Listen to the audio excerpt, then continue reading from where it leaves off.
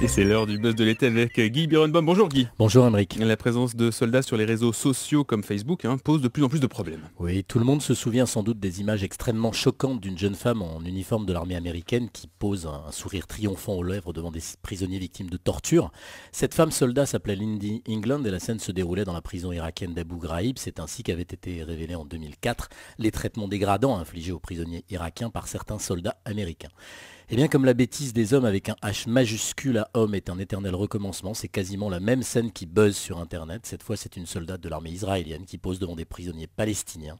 Et même si les prisonniers n'ont apparemment pas subi d'actes humiliants comme les détenus irakiens, ces images inadmissibles font évidemment polémique en Israël et un buzz très négatif va forcément s'étendre dans le monde entier. Alors cette femme est dans quel cadre a-t-elle publié ces photos? La jeune femme se nomme Eden Abergil, elle est originaire de la ville d'Ashdod, elle a servi comme sous-lieutenant à l'armée israélienne, elle a créé sur Facebook un album souvenir de son service militaire intitulé Armée israélienne, les meilleurs moments de ma vie. C'est là que les photos la montraient, posant avec des prisonniers palestiniens aux yeux bandés. Mais au-delà des seules photos, ce qui a le plus choqué, ce sont les commentaires plus que douteux qui accompagnent les images.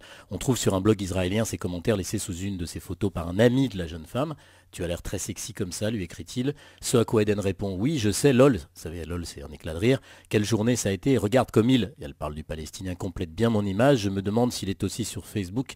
Il faut que je le tague sur la photo lol. Taguer, ça signifie le marquer sur Facebook pour faire un lien vers son profil. Alors c'est quoi les réactions?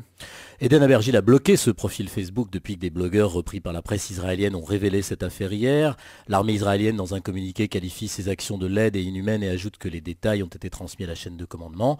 Selon notre blog, un porte-parole de l'armée aurait indiqué qu'Eden Abergil pourrait être passible de la cour martiale. Mais en vérité, Aymeric, c'est un peu plus compliqué que ça. D'après le quotidien Haaretz, dans la mesure où Eden Abergil a été démobilisé, l'armée n'a aucun moyen de l'empêcher de poster ses photos.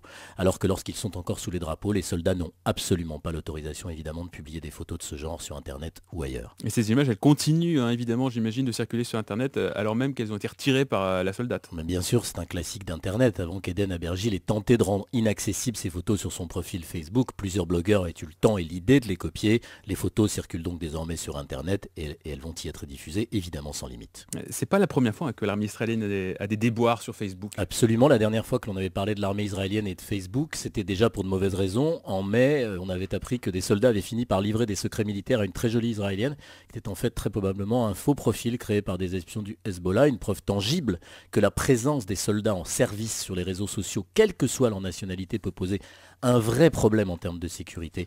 Quant à poser en photo devant des prisonniers, là c'est un acte si humiliant, si dégradant qu'on peut juste se demander comment tant d'inhumanité peut traverser parfois la tête des hommes. Une question, Aymeric, qui se pose bien au-delà d'Internet. L'été, le buzz ne prend pas de vacances. À demain. Merci beaucoup Guy, à demain.